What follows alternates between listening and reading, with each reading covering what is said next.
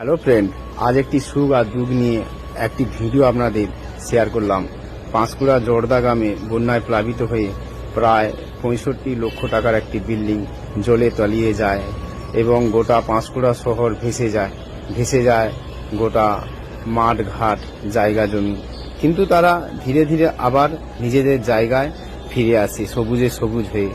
কিন্তু ওই বিল্ডিংটি দীর্ঘ 7-8 মাস একই রকমভাবে থেকে যায়।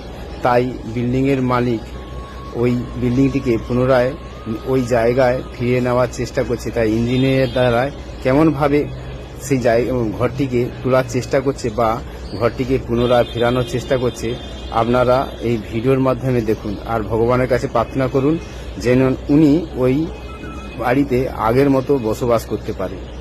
সুখ যদি এসেছিলে কেন চলে গেলে, কোন জন্মের তুমি প্রতিশোধ নিলে।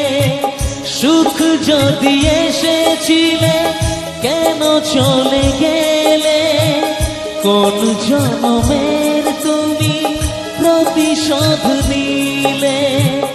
ভেঙে গেল